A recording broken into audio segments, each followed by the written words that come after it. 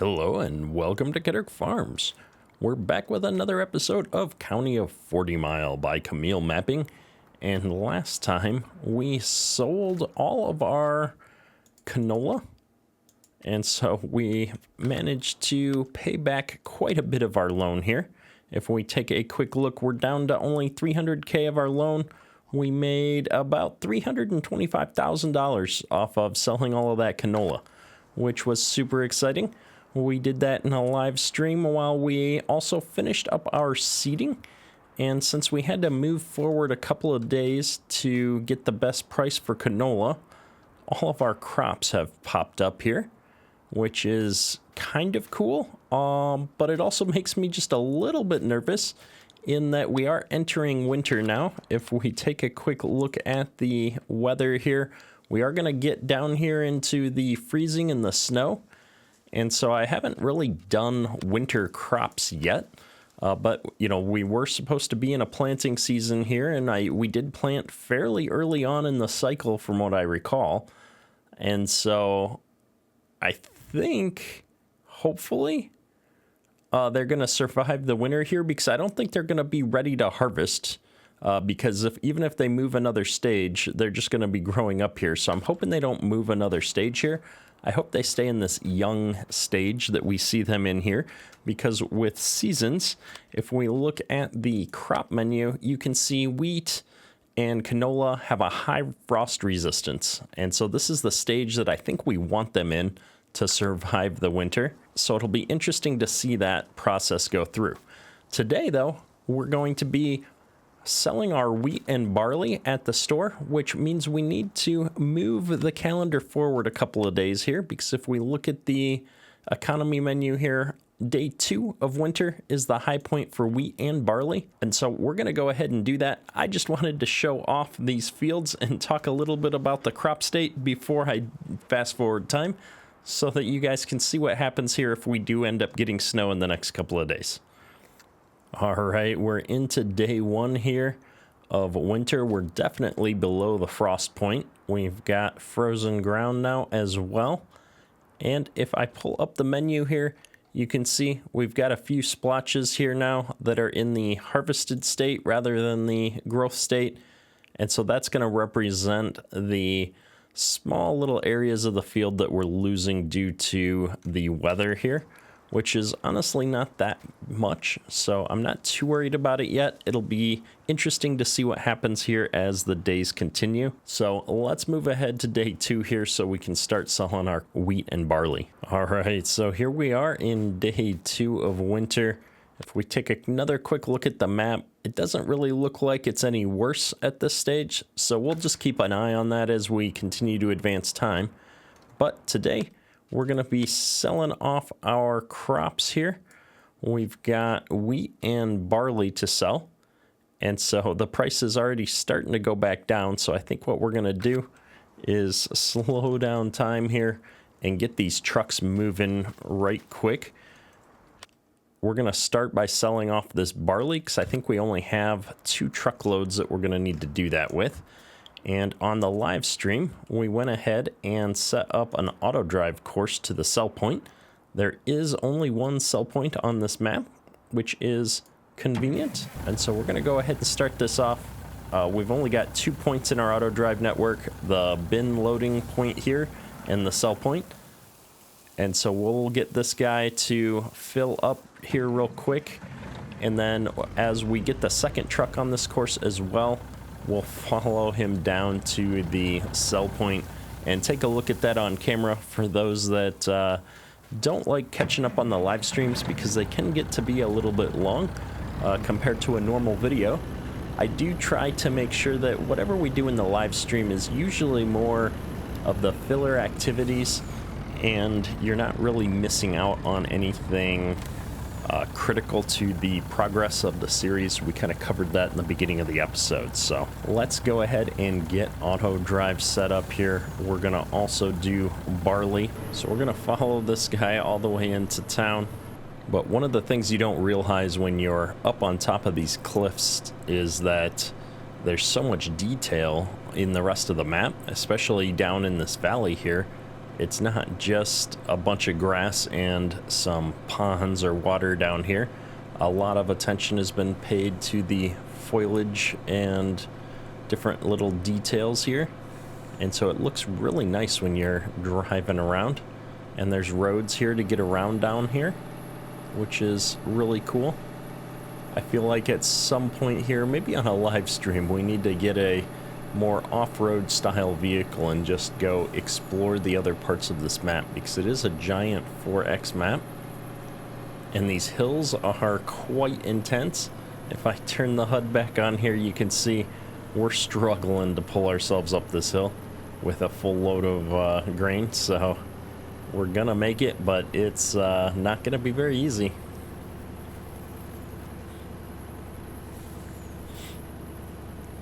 I think we top out here at around 13, 14 miles an hour, or bottom out, maybe I should say. And we'll pick up speed again here as we head on into town. And I think we talked about this a little bit on the live stream, but it's kind of cool that there's a whole little town here. Pumpkins, cars. It's just a really nice looking map. There's a lot of additional detail here that I didn't know existed. I'd never come up here yet. This is the first time we're selling grain here on the map. I think the only thing that I would like to change is not to put it quite so close to the map edge here. It does make it look a little bit odd, but if you just look into the map, everything is pretty snazzy.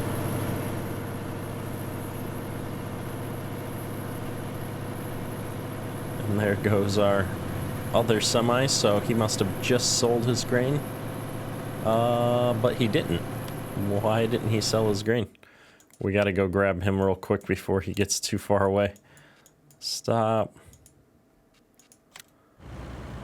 Yeah, you didn't sell your grain. Stop. Interesting. Let's see if I can get turned around here without crashing into anything. There we go. It was green on the bin load instead of the sell point. I think we're gonna have problems with the other semi now that I look at him as well then. I don't know why that is, but let's just turn him around as well. And so we're gonna go ahead and just empty him manually, I guess. We'll sort out what's going wrong here with that in a moment. The other semi should be coming back up here behind us in just a moment. The nice thing with auto drive though is, unlike course play, he's actually gonna sit there and wait for me. And so I think what we'll do is we'll get this changed over to wheat, because that's the other crop that we want to sell. And I know we've got just a little bit of barley left in the... See, I don't know why he thinks he needs to go to the sell point to drop. He needs to go to the other point to load first. Pick up and deliver. There we go. We were on the wrong mode. So, bin load, sell point, wheat, drive. There we go. It really helps when you use auto drive the right way. This guy looks like he's selling now. I just want to check that we are on pick up and deliver with this guy as well. And so we're going to leave this guy on barley, because I think we've got one more. We got 17 bushels of barley left. We're not going to drive up here for 17 bushels. So we are going to put this guy on wheat as well. And then I'm just going to turn that off and back on to hopefully ensure that that's working correctly. And we're going to head on back up to the farm now. Alright, so we're back up here at the farm. Looks like our lead semi is just filling up his back hopper with wheat. So we should be good to go there. Let's take a quick look at the financials. So with selling off the barley, we already made a pretty good dent in what we owed. We were negative a little bit from the interest payments for a couple of days there. So we're going to go ahead and pay this all back.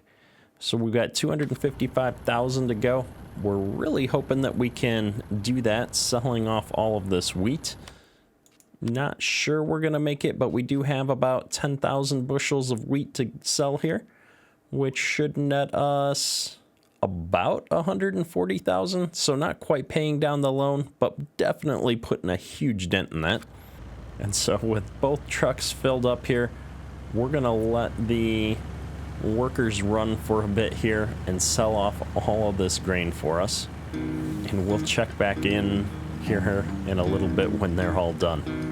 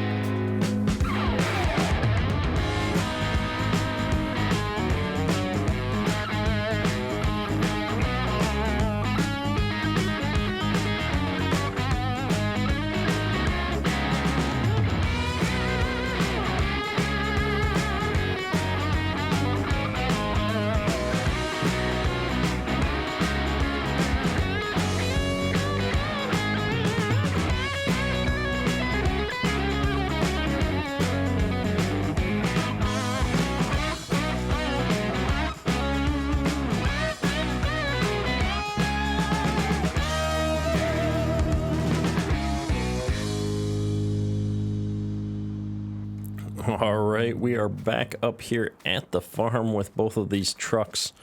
We're gonna go ahead and shut these down. We have a little bit of wheat left, but not even half a trailer, so I don't think we're gonna haul that up there. In fact, why don't we dump that wheat back into the silo system here?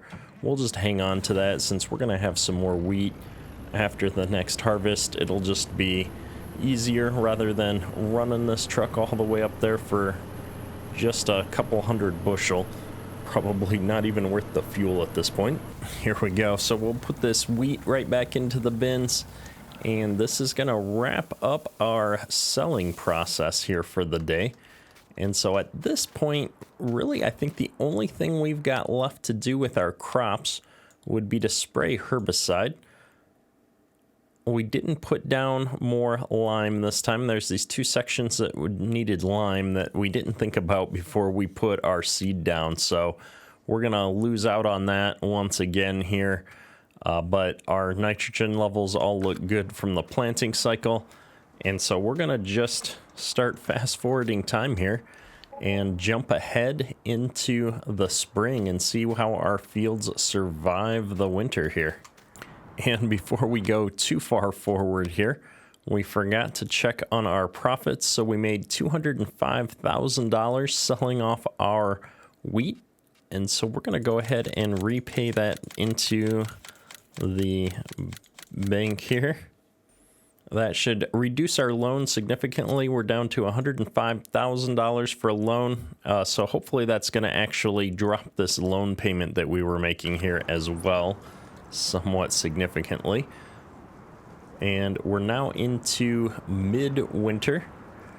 It looks like actually all the weeds have died off, so that's encouraging. And if we look at the growth map here, I'm not seeing additional frost damage at this point. It looks pretty good so far. So let's go ahead and keep moving through the days here. We've entered late winter here, and I'm not seeing too much more. It looks like maybe we've got a couple more spots of frost damage. It's kind of hard to tell, but it's really minimal. I'm kind of surprised that we didn't get any snow, given that we are in Canada, and we have a custom geo for the map built in, but we're not really seeing any snow, and it's starting to get warmer here. during the day, so I expect our ground temperature to start popping up here a little bit. Looks like we've got 1 or 2 more cold days here as we go through the last couple spots of winter here.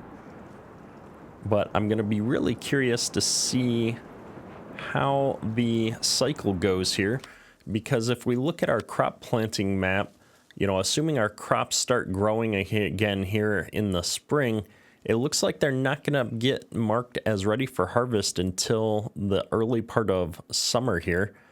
But I'm not able to immediately turn around and plant something else, which is the maybe slightly confusing part of this cycle. My experience in this part of the world is that you can actually get 2 crops in a given year sometimes. So maybe that's not how it works out. I'm kind of curious to hear from some of the real life farmers in the community, especially those of you up in the Canada area, if you're doing double crops or how this winter wheat and canola actually works out. I would expect there to be some period of overlap here so that I could run 2 crops in a year.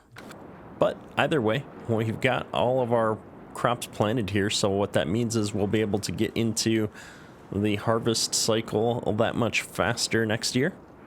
So let's keep running the clock. So that brings us into early spring here with a little bit of rain.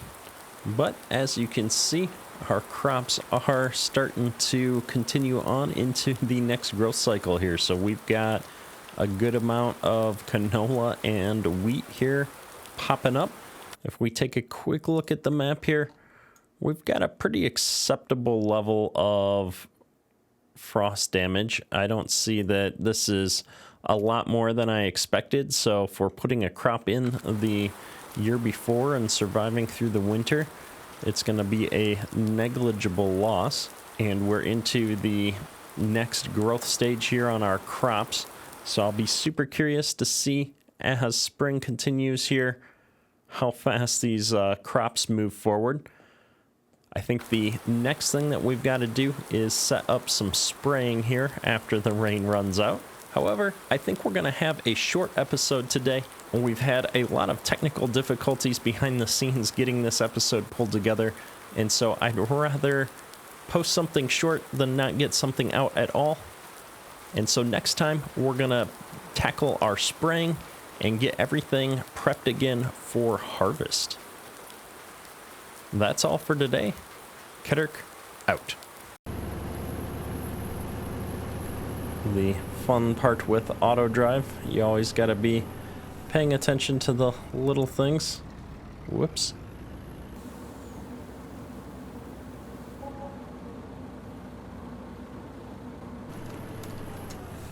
Oh, come on.